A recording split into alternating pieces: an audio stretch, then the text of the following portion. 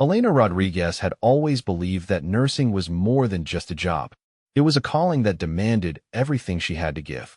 At 34 years old, she had spent the last 12 years working in various hospitals across the country, but nothing had prepared her for her assignment at the military medical facility in San Diego. The fluorescent lights hummed overhead as Elena completed her final rounds of the night shift. Her feet ached in her comfortable sneakers, and the familiar weight of exhaustion settled on her shoulders. The intensive care unit had been particularly demanding that evening, with 3 critical patients requiring constant monitoring. She had barely taken a break in the past 10 hours, moving from room to room with practiced efficiency. As she checked on her patients one last time, Elena reflected on the strange case that had arrived earlier that week. A young soldier, barely 22 years old, had been brought in with severe injuries from what the medical reports described as a training accident. The details were classified, but Elena could tell from the nature of his wounds that this was no ordinary mishap. The soldier, whom everyone called David, had been unconscious for 3 days.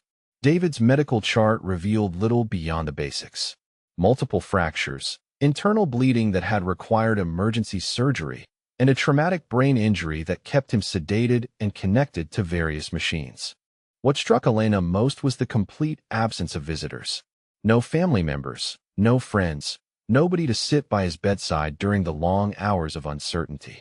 During her shifts, Elena found herself spending extra time in David's room. She would talk to him while checking his vitals, telling him about the weather outside, sharing stories from her day, or reading excerpts from the newspaper. The medical staff had told her that unconscious patients could sometimes hear what was happening around them, and she refused to let David feel alone in his fight for recovery. The other nurses had noticed her dedication to this particular patient. Patricia, the head nurse, who had been working at the facility for 20 years, had pulled Elena aside earlier in the week to commend her compassionate care. But Patricia had also mentioned something that puzzled Elena. There had been several phone calls asking about David's condition, always from people who identified themselves with code numbers rather than names. As Elena prepared to leave that Friday night, she stopped by David's room one last time. The steady beeping of the heart monitor provided a rhythmic backdrop to her quiet words of encouragement. She adjusted his blanket, checked that his 4-line was secure, and whispered her usual promise that she would see him during her next shift. The hospital corridors were quieter during the night shift change. Elena gathered her belongings from the small staff locker room, said goodbye to the incoming night staff, and headed toward the parking garage.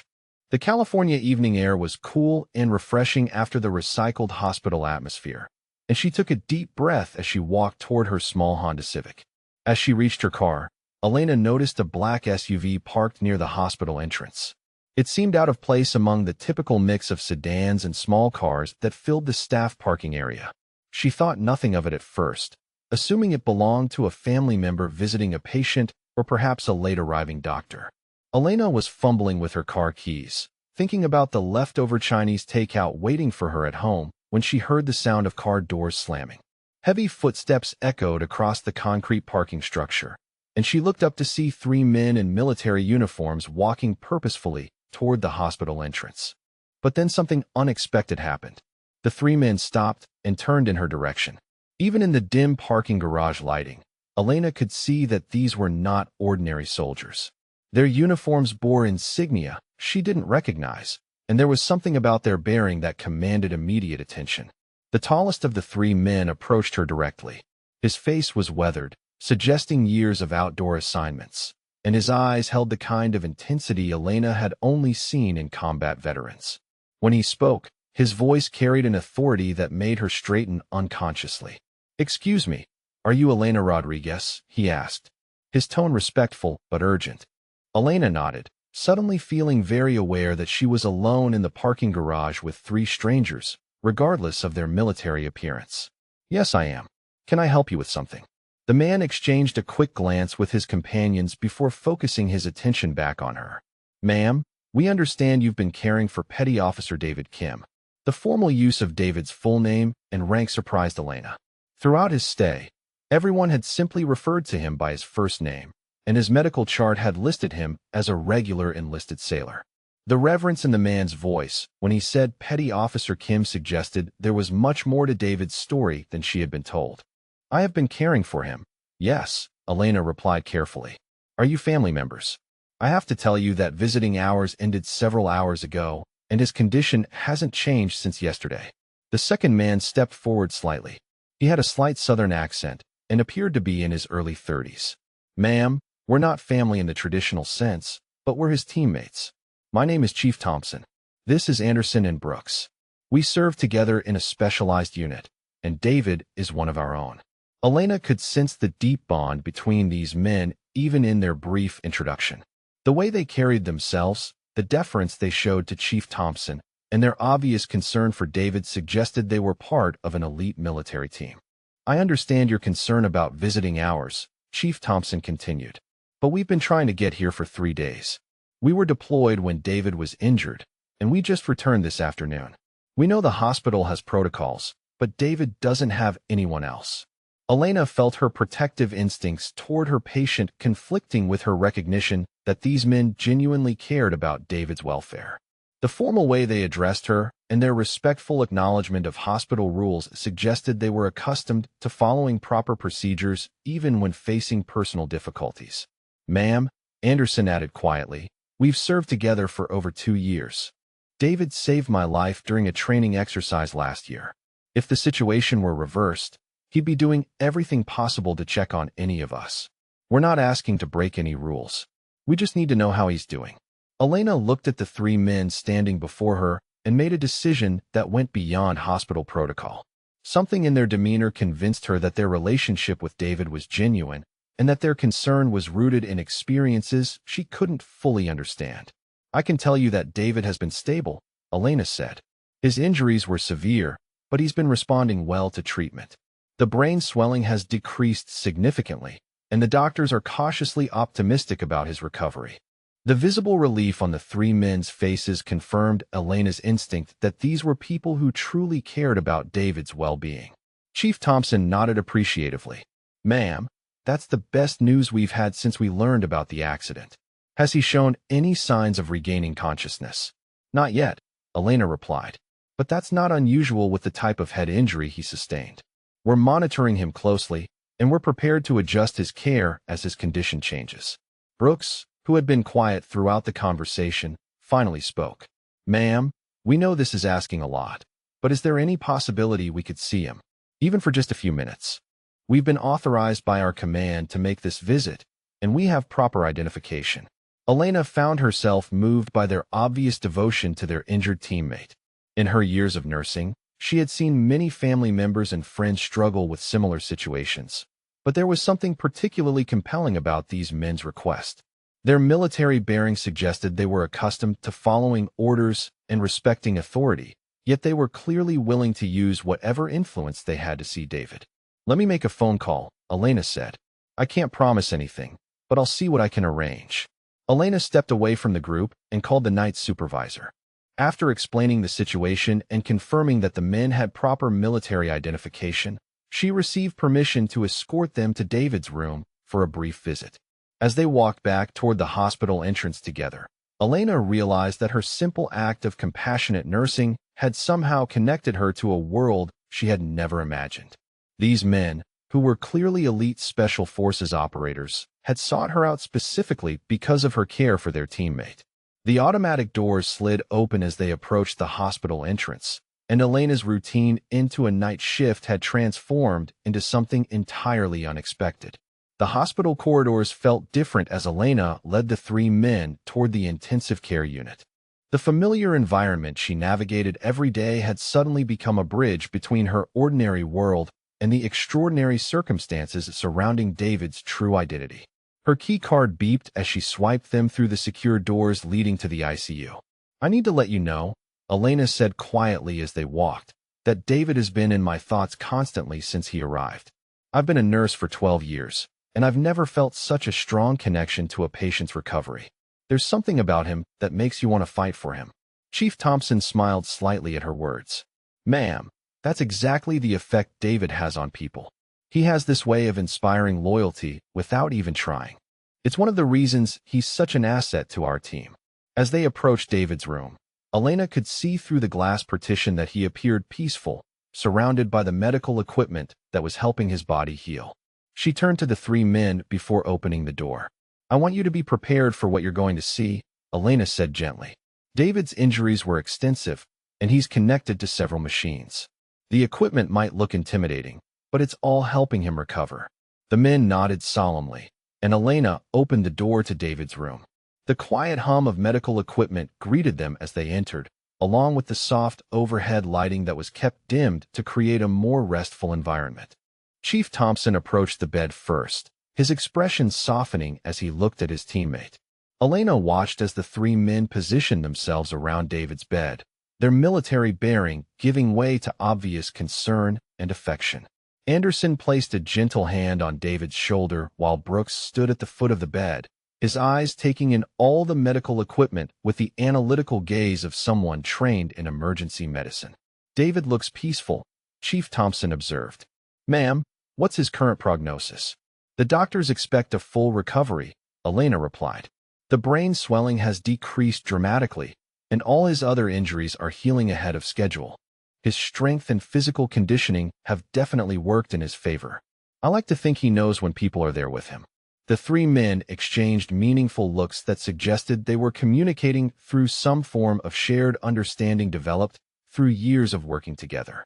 The shortest of the group pulled out a cell phone and stepped away to make a quiet call. "Ma'am," the southern-accented man continued, "David doesn't have any family. His parents died when he was young, and he was raised in foster care. We're the closest thing to family he has. We've been through situations together that create bonds most people wouldn't understand." Elena felt a wave of sadness thinking about David lying alone in that hospital room fighting for his life without the support of loved ones. It explained why she had felt so compelled to spend extra time with him, why she had taken on the role of providing the human connection he desperately needed. The man who had made the phone call returned to the group. "Ma'am, we've been given permission to see him tonight. We know it's irregular, but our commanding officer has spoken with the hospital administration. We won't stay long, but we needed to see him before we have to report back."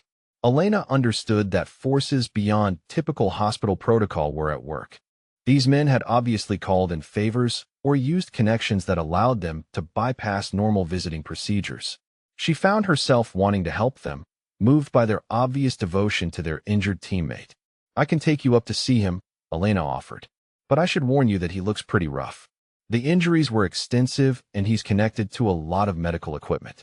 The tall man's voice was quiet when he replied, "Ma'am, we've seen our share of battlefield injuries. We just need to know he's being taken care of." As they walked back toward the hospital entrance together, Elena realized that her simple act of compassionate nursing had somehow connected her to a world she had never imagined. These men, who were clearly elite special forces operators, had sought her out specifically because of her care for their teammate. The automatic doors slid open as they approached the hospital entrance, and Elena's routine into a night shift had transformed into something entirely unexpected. The hospital corridors felt different as Elena led the three men toward the intensive care unit. The familiar environment she navigated every day had suddenly become a bridge between her ordinary world and the extraordinary circumstances surrounding David's true identity. Her key card beeped as she swiped them through the secure doors leading to the ICU. "I need to let you know," Elena said quietly as they walked, "that David has been in my thoughts constantly since he arrived. I've been a nurse for 12 years, and I've never felt such a strong connection to a patient's recovery. There's something about him that makes you want to fight for him." Chief Thompson's expression softened noticeably. "Ma'am, that means more than you know. David hates being alone.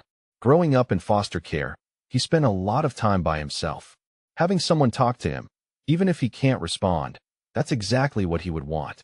Anderson had been quietly observing the various monitors and machines surrounding David's bed. As a military medic, he understood the significance of the readings displayed on the screens. "His numbers look strong," he commented. "Heart rate, blood pressure, oxygen saturation, all within acceptable ranges. The doctors must be pleased with his progress." "They are," Elena confirmed. "The internal bleeding has stopped, and the swelling in his brain has been decreasing gradually." The neurologist is cautiously optimistic, but with head injuries, you never know how much recovery to expect. Brooks moved closer to the head of the bed and began speaking directly to David in a conversational tone. You know, David, the mission you were training for when this happened, it was a success. The intel you helped gather made all the difference. You can be proud of that work even if you don't remember it right now. Elena was struck by the way these men continued to include David in their conversation, treating him as an active participant despite his unconscious state. They spoke about recent operations, shared jokes, and updated him on mutual friends, all while maintaining the respectful awareness that he might be able to hear everything they said. Ma'am, Thompson said, addressing Elena again. We understand that David's care has been exceptional since he arrived. The hospital staff we spoke with mentioned that you've gone above and beyond normal nursing duties. We want you to know that his team appreciates everything you've done.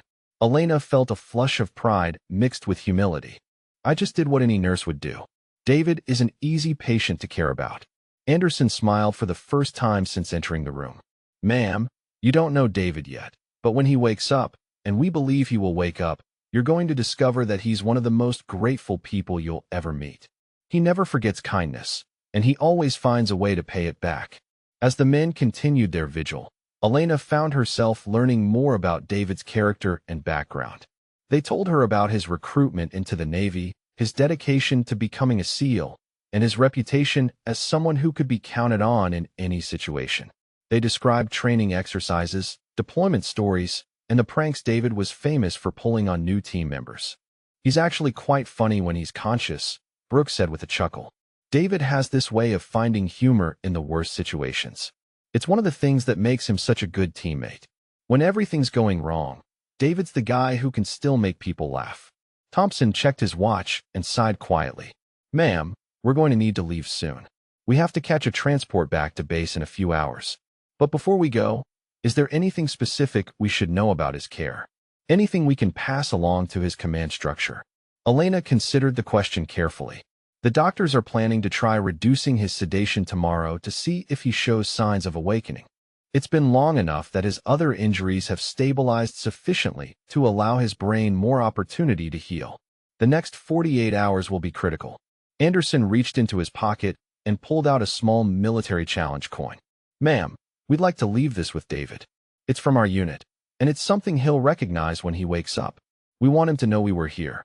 Elena accepted the coin, noting its weight and the intricate design that bore symbols she didn't recognize, but that clearly held special meaning for these men.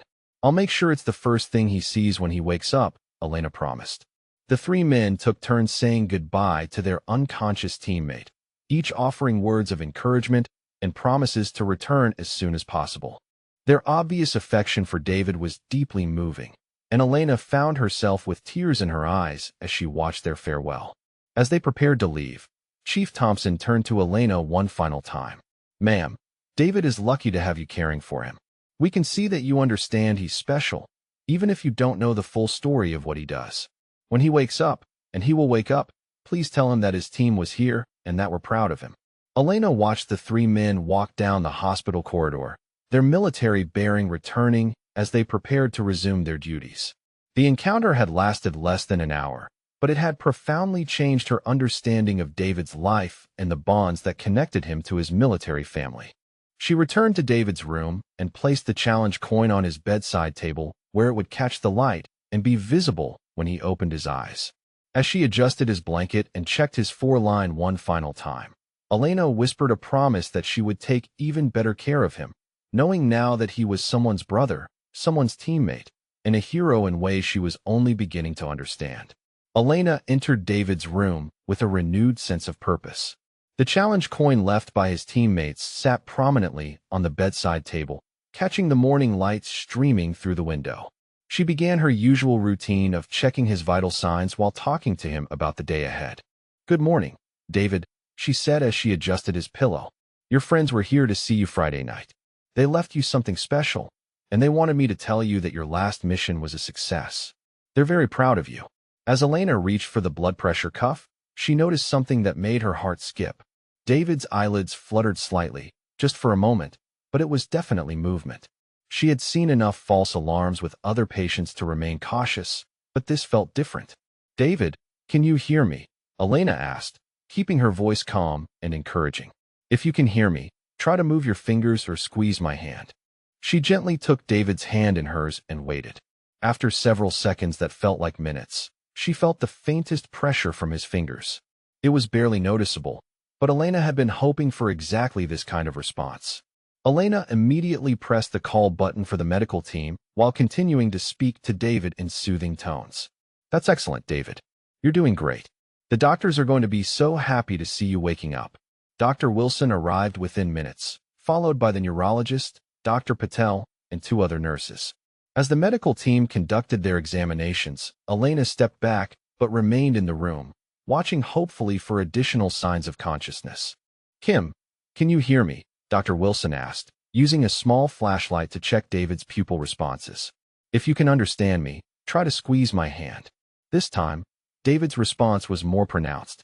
His fingers closed around the doctor's hand with unmistakable intention, and his eyelids fluttered again, more persistently than before.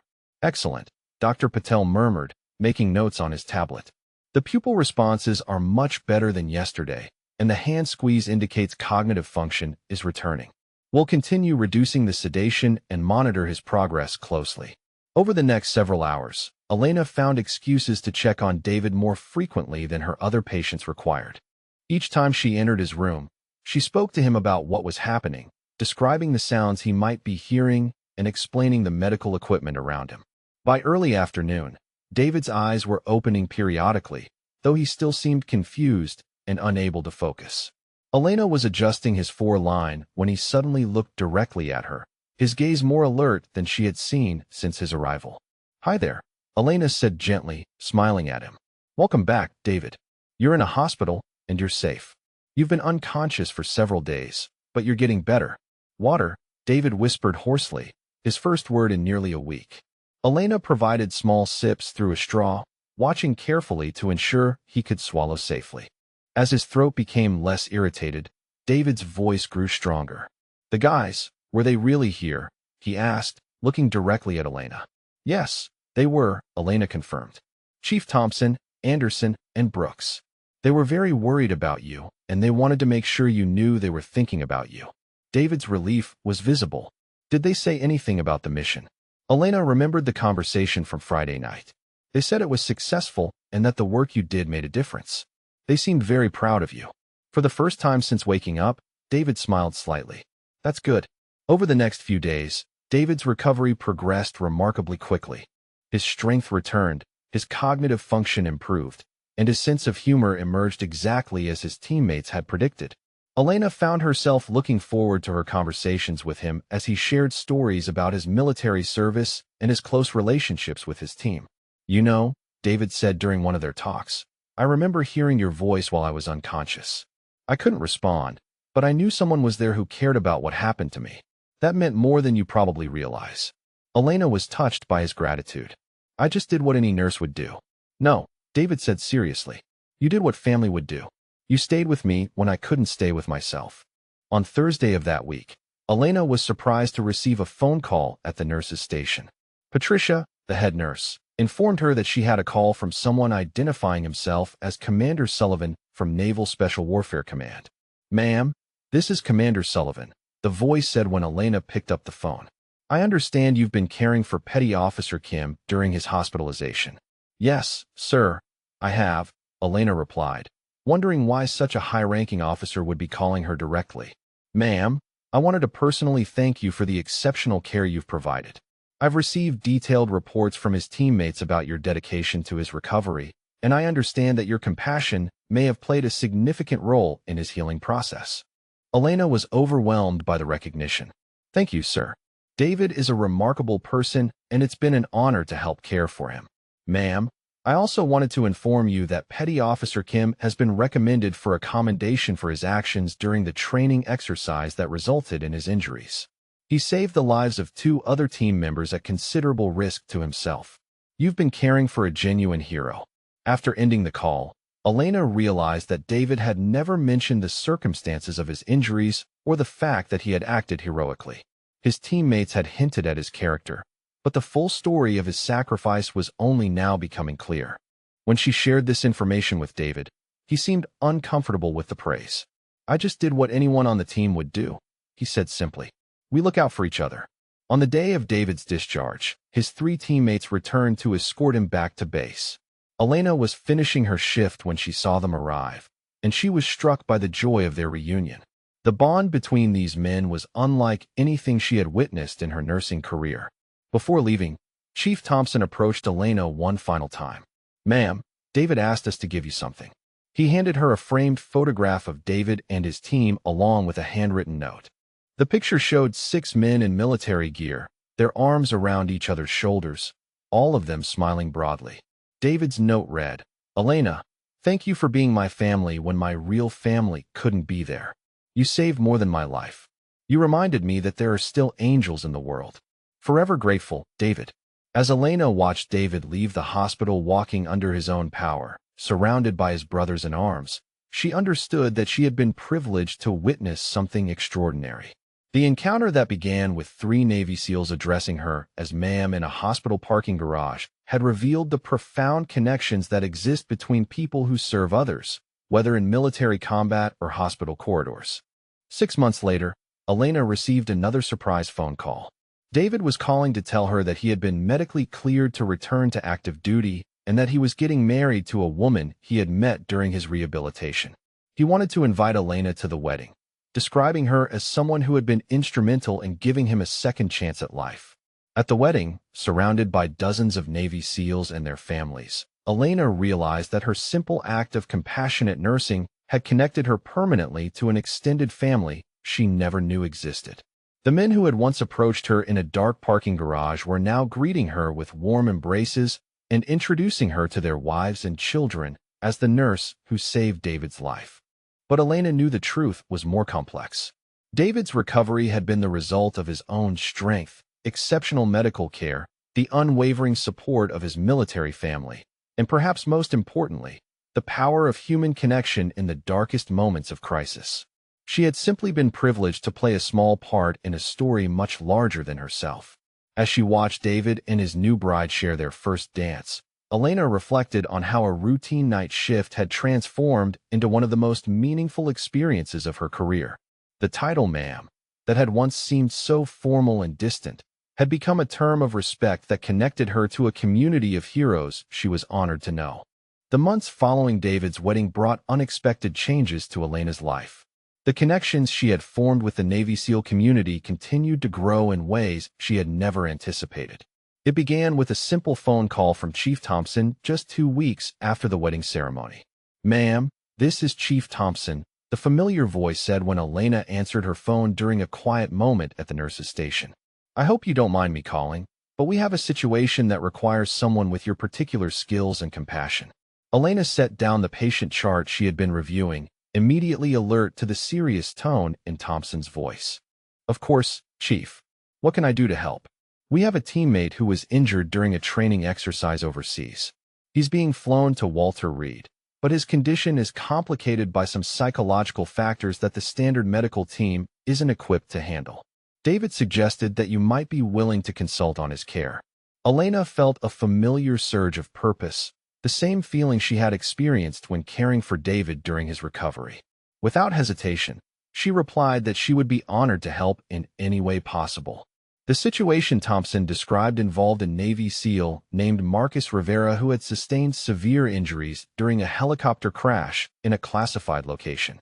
Unlike David's case, Marcus was conscious but experiencing severe post-traumatic stress that was interfering with his physical recovery.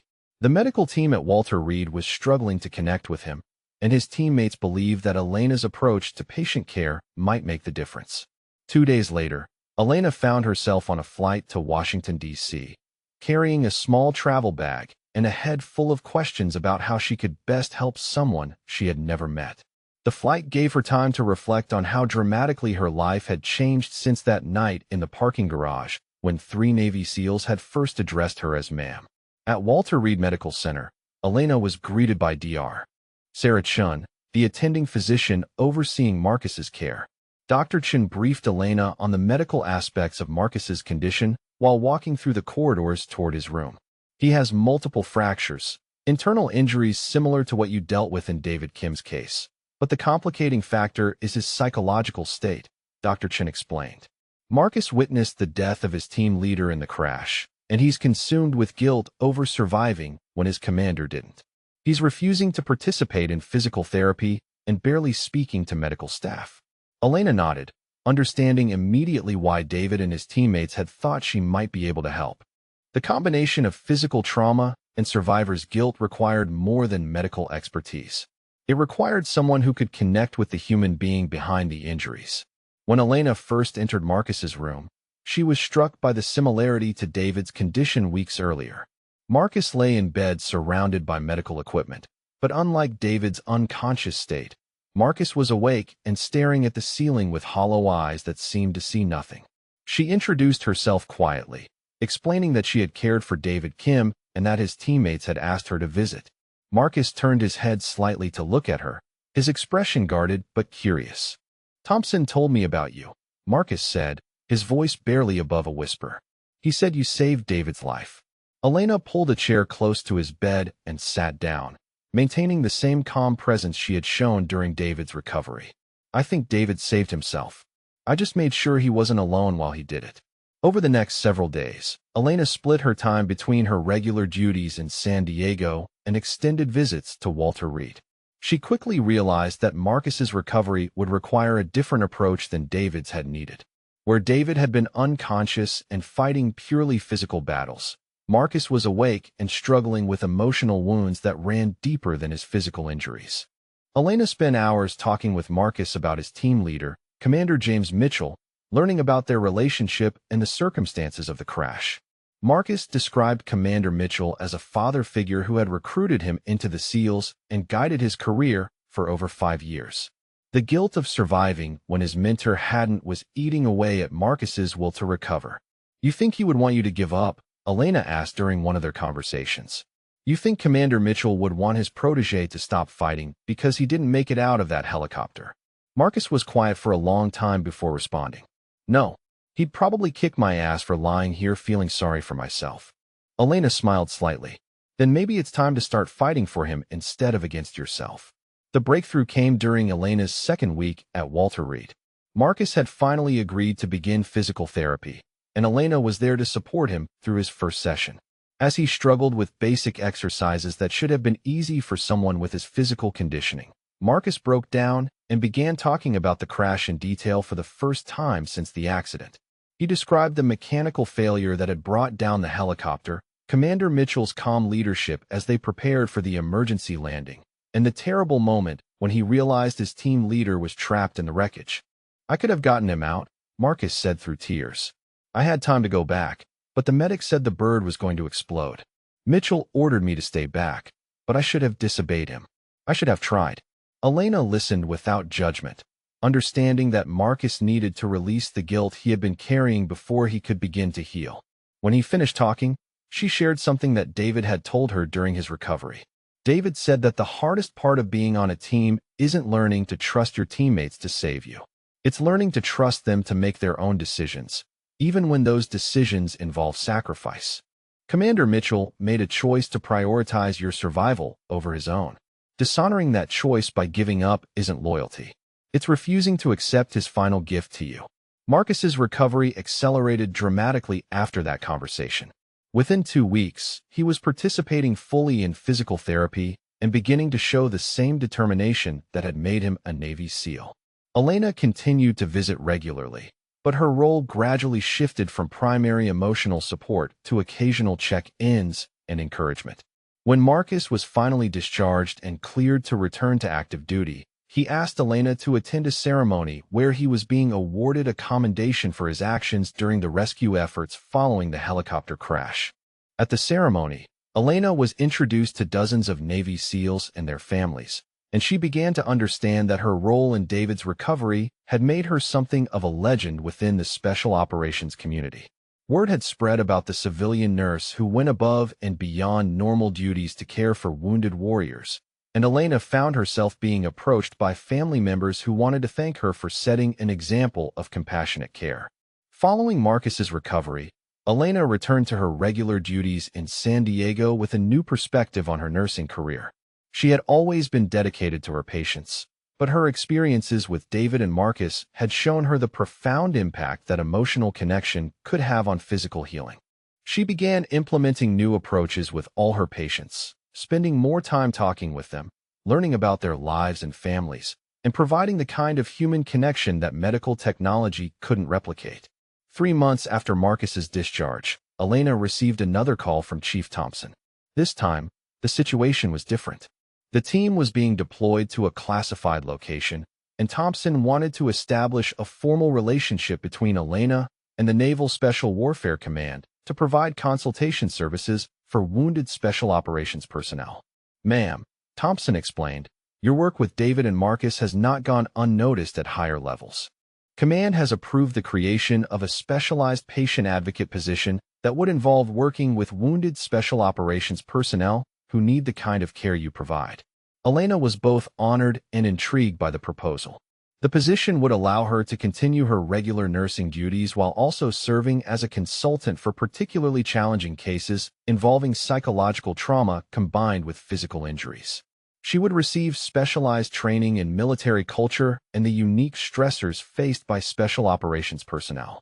After discussing the opportunity with Patricia, her head nurse, and receiving enthusiastic support from the hospital administration, Elena accepted the position. The role would require additional training and occasionally travel to other military medical facilities, but it would allow her to expand her impact beyond individual patients to influence systemic approaches to caring for wounded warriors. Elena's first official assignment in her new role came just 6 weeks later. A Navy SEAL named Robert Chun, no relation to Dr. Patel, had been injured during a training exercise and was experiencing complications similar to those Marcus had faced. Robert was struggling with anxiety and depression following an injury that had ended his active duty career, and traditional medical approaches weren't addressing his emotional needs. Elena traveled to Norfolk Naval Base, where Robert was being treated, and spent 2 weeks working with him and the medical team to develop a comprehensive care plan that addressed both his physical rehabilitation and his psychological adjustment to life after military service. The case was complicated by Robert's fear that his identity was completely tied to his role as a SEAL, and losing that identity felt like losing himself entirely. Elena worked with Robert to explore other aspects of his identity and helped him understand that the values and skills he had developed as a SEAL could be applied to civilian pursuits. She introduced him to other former Special Operations personnel who had successfully transitioned to civilian careers, and gradually Robert began to see possibilities beyond his military service. The success of Robert's case led to additional referrals, and Elena found herself developing expertise in helping wounded warriors navigate the complex emotional landscape of recovery from both physical and psychological trauma. She began working with military social workers and psychologists to create protocols for identifying patients who might benefit from her specialized approach to care. During this period, Elena maintained regular contact with David, Marcus, and their teammates. David had successfully returned to active duty and was thriving in his role, while Marcus had been promoted and was now leading training programs for new SEAL recruits. Both men credited Elena's care during their recoveries as instrumental in their ability to return to service, and they continued to refer other wounded teammates to her when traditional medical care wasn't sufficient. Elena's reputation within the military medical community continued to grow, and she was invited to speak at conferences about the importance of emotional connection in treating wounded warriors. Her presentations emphasized the need for medical personnel to see beyond the injuries to the person underneath and to understand that healing often required addressing psychological and spiritual needs as well as physical ones. One particularly memorable case involved a female Navy SEAL named Jennifer Martinez who had been injured during a combat operation and was struggling with both physical disabilities and the challenges of being one of the few women in special operations. Jennifer's injuries had resulted in permanent limitations that would prevent her from returning to active duty, and she was dealing with profound questions about her future and her worth as a person. Elena spent weeks working with Jennifer, helping her process the grief of losing her military career while also exploring new possibilities for applying her skills and experience. They discussed the possibility of Jennifer becoming an instructor or moving into a support role within the special operations community. Elena also connected Jennifer with other successful women who had transitioned from military to civilian careers. The breakthrough in Jennifer's case came when Elena suggested that Jennifer consider becoming a patient advocate herself, working with other wounded female service members who faced unique challenges in a male-dominated military environment. Jennifer embraced the idea enthusiastically, and with Elena's mentorship, she began developing skills in patient advocacy and peer counseling. Jennifer's transition to her new role was so successful that it became a model for helping other wounded special operations personnel find meaningful post-injury careers. Elena worked with military leadership to create a formal program that trained recovering service members to become peer advocates, providing support for newly injured personnel while also giving the recovering veterans a sense of purpose and continued contribution to their community. The program expanded rapidly as word spread about its effectiveness. Within 2 years, Elena was overseeing a network of peer advocates at military medical facilities across the country. Each advocate was a former special operations member who had worked through their own recovery journey with Elena's support and was now helping others navigate similar challenges. Elena's role evolved to include training and supervising these advocates, while also continuing to work directly with the most challenging cases. She developed standardized protocols for identifying patients who might benefit from peer advocacy, created training materials for new advocates, and established support systems to prevent advocate burnout. The impact of the program was measurable in terms of reduced recovery times, lower rates of depression and anxiety among patients, improved compliance with rehabilitation protocols, and higher rates of successful transition either back to active duty or to meaningful civilian careers. Elena was recognized for her contributions with several military awards, despite being a civilian, and was invited to advise military leadership on broader policies related to wounded warrior care. Throughout this period, Elena maintained her relationship with David, Marcus, and the other members of their team. She attended unit celebrations, family gatherings, and memorial services, becoming truly part of the extended military family she had first encountered in that hospital parking garage years earlier.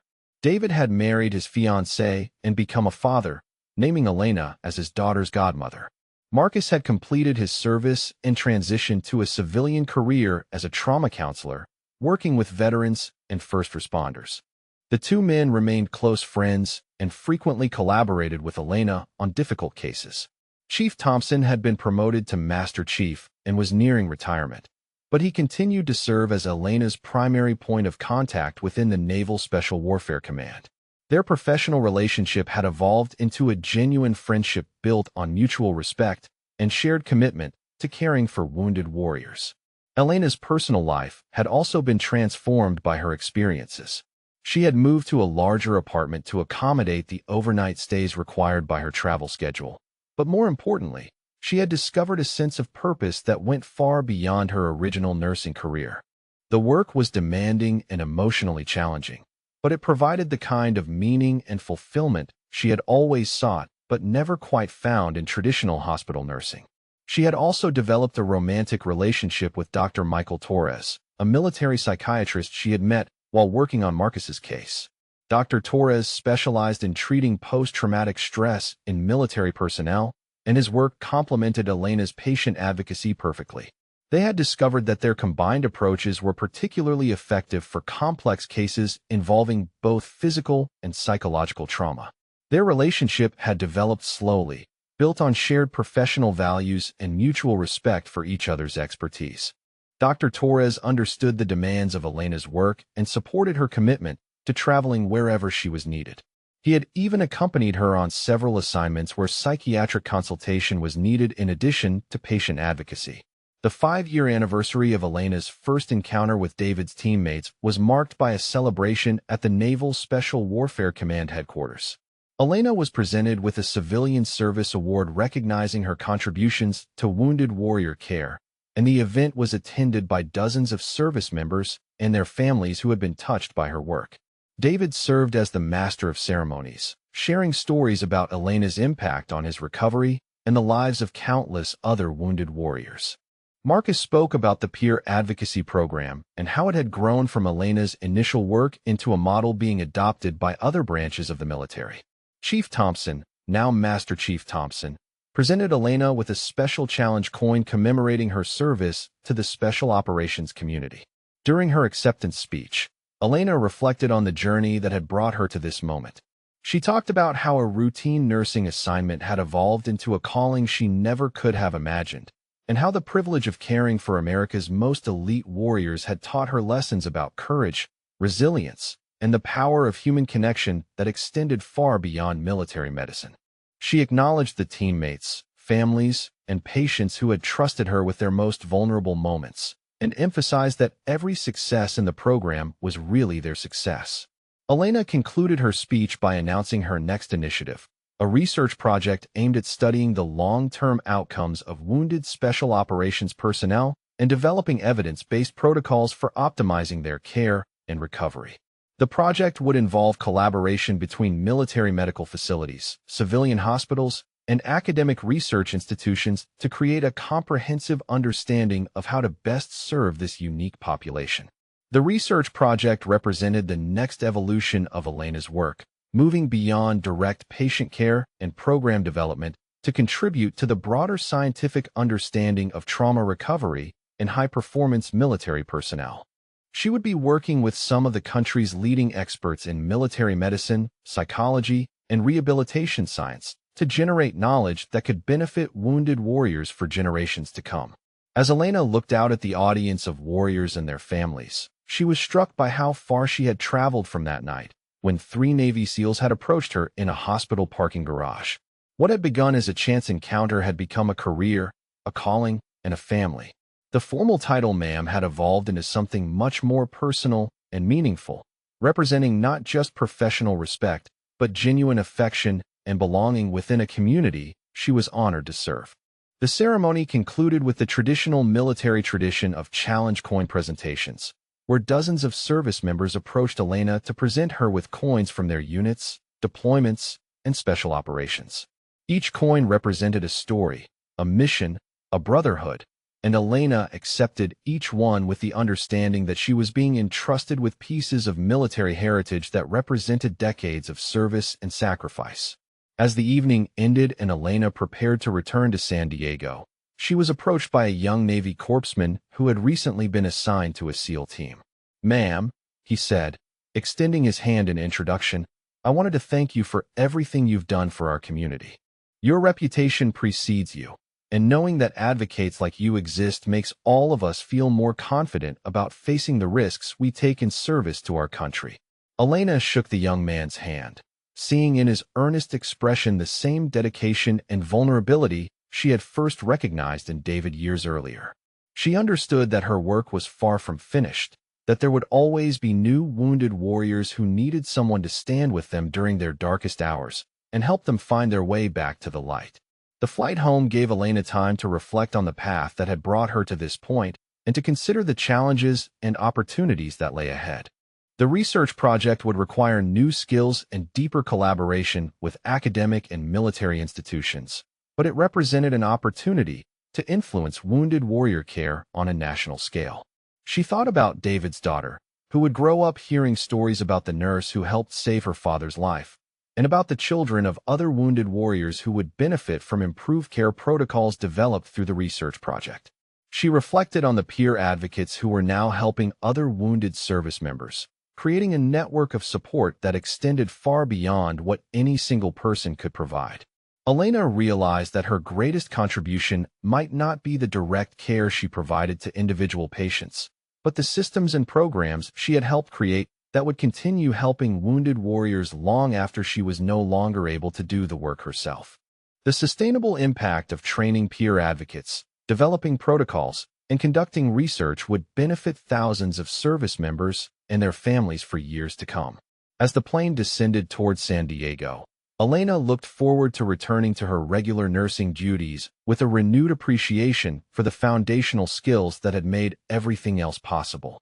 The bedside manner, clinical expertise, and emotional connection that she had developed as a traditional nurse remained the core of everything she did, regardless of how far her work had expanded beyond individual patient care. She also looked forward to seeing Dr. Torres, who would be eager to hear about the ceremony and the launch of the research project. Their relationship had become another source of strength and purpose in her life, providing personal fulfillment that complemented her professional satisfaction.